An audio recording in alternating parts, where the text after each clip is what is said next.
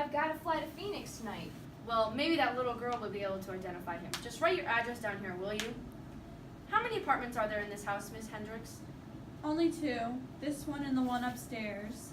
You say he was waving something in his hand, Mr. Talman? Yes, it looked like a thin leather book. Here's my address. Excuse me, Miss Hendricks. It's a little dark in here. This is your permanent address, Mr. Talman? Yes, it is. Well, I won't bother you anymore. Don't worry, Miss Hendricks.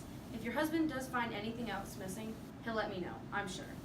Yes, he will. And thank you for coming so quickly. You're entirely welcome.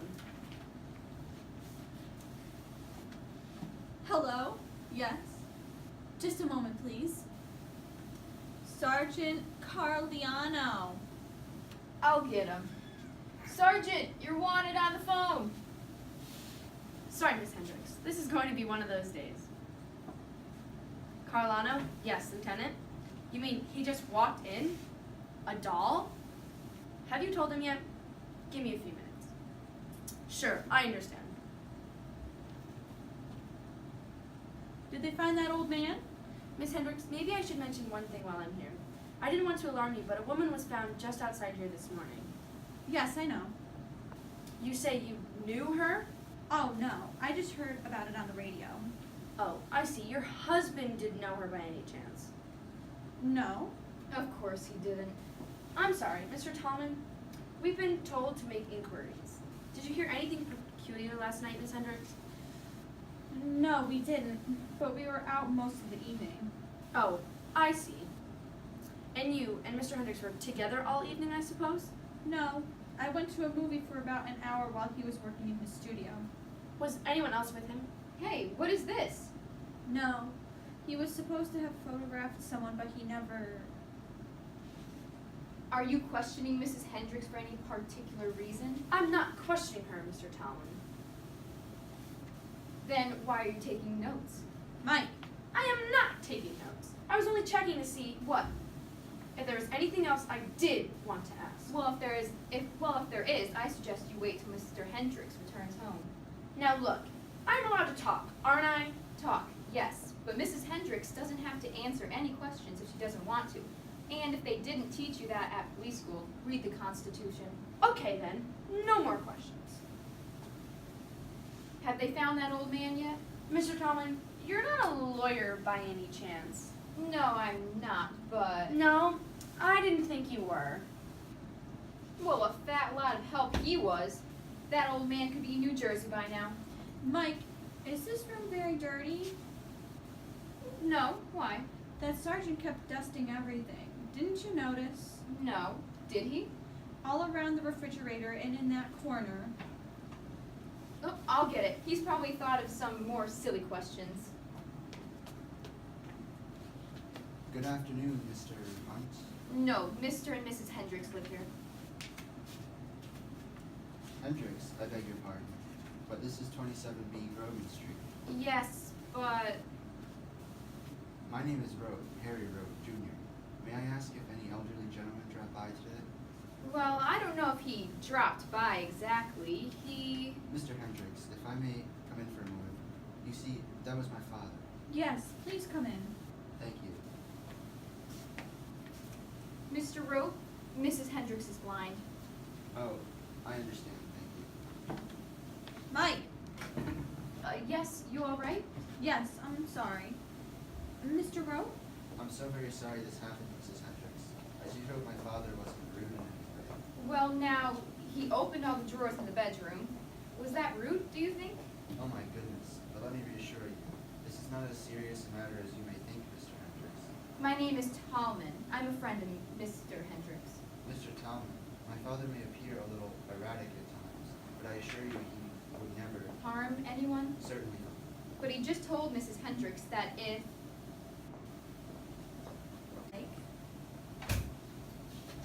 What did my father say? That if somebody didn't leave some woman alone, he would kill him. Did he mention the name Sam Hunt? Yes, I think that's what he said. Ah, then I can explain all this quite easily. You see, my father came here because he thinks your husband is a photographer named Sam Hunt. Well, as you see, my husband is a photographer, but we can clear all this up right away. Mike, there's a picture of Sam and me in the dresser. A wedding photograph. I'm afraid that won't help me very much. You see, I have never seen this man. Well, just who is he anyway? About 3 years ago, my wife was on vacation in Montreal, and while she was there, my father tells me she and this man became acquainted. So your wife meets some guy 3 years ago, and now your father threatens to kill him? For what? My father alleges that they have been seeing each other from time to time, ever since. And now, if you'll excuse me, Mrs. Hendricks, I must find my father. Mr. Rote, before you go, there's one thing I don't quite understand. How did you get here? Did you follow your father here today? In a way, yes I did. But Then were you waiting outside all the time that I was in here? Why didn't you stop him? I didn't follow him here exactly. then how exactly did you know this address? I was hoping not to have to tell you this. Please tell us. I believe my father followed my wife to this apartment. When? Last Sunday, my father had invited us to dinner at his club. My wife arrived late and said she couldn't stay because she had to call on a friend who was flying to Montreal the next day, and she had to give him some. Then my father became very testy and wanted to know his name and what it was she had to give him, and she finally became annoyed and said, "Well, if you must know, it's that doll of mine that you broke." Then she got up and walked out. A doll, did you say? Yes, it was a musical doll. Was it? Yes. Yes. You say Mrs. Rote was going to give a doll to a friend who was going to Canada Yes. last Monday. That's right. Why did she have to do that? Because this doll wasn't just a toy. It had been specifically made for her in Montreal. It played a little tune that was a favorite of hers. So her friend said he would take it back to the makers and have it fixed, and then bring it back to her. The moment my wife walked out on us that night, my father said to me, "It's that doll Sam Hunt gave her." Then he followed her. The next morning I found this note under my door. It just says, "Dear Harry, Sam Hunt lives at 27B Grogan Street in Greenwich Village. Dad." Oh, then this morning, when I told him that Lyciana hadn't come home last night, Who didn't come home last night? Lyciana, my wife, but she frequently comes to Manhattan and then decides to stay with friends. She usually phones to say where she is, but so far we haven't heard anything. Shall I get it, Susie? Hello? One moment. Susie, it's Sergeant Carlino. He wants to speak to you. Susie? What does he want? I must go now, Mrs. Hendricks. Hello? Can I take a message? No, I'll take it. Hang on a moment. His son is here now. Mr. Rote, don't go. He wants to speak to you. Who? The police. No. Say it, But it's about your wife. What? And your father's at the police station. Hello, speaking. That's right. No, she didn't, but is she hurt? No, tell me now. Mr. Rote, Mr. Rote. Mike, don't go. Of course not. He left the door open. Well, that's some family. The Rotes. The old man just walked into Carlino's office, and it seems that Mrs. Rote has been in some kind of accident. She's dead. What? She was murdered just outside here last night. You knew that? All the time he was here?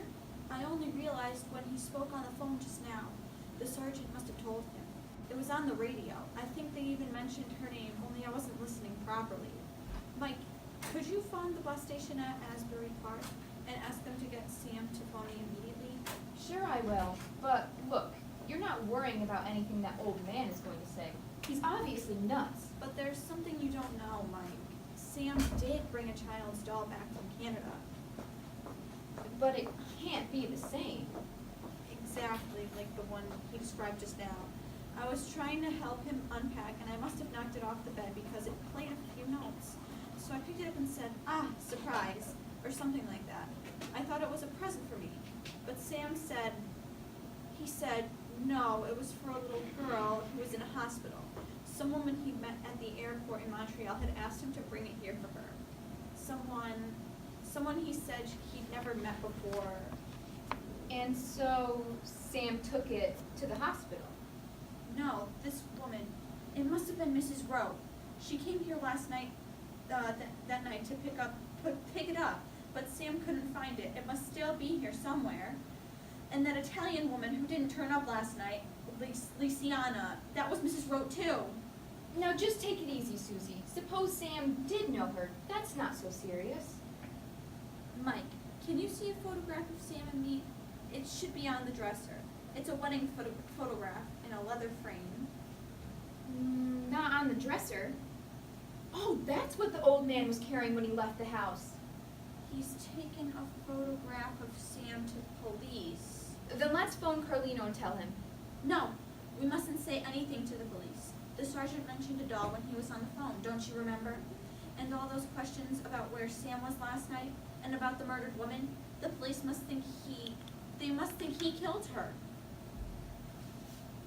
Susie, What is it? there's a police car just down the street. They're watching this house.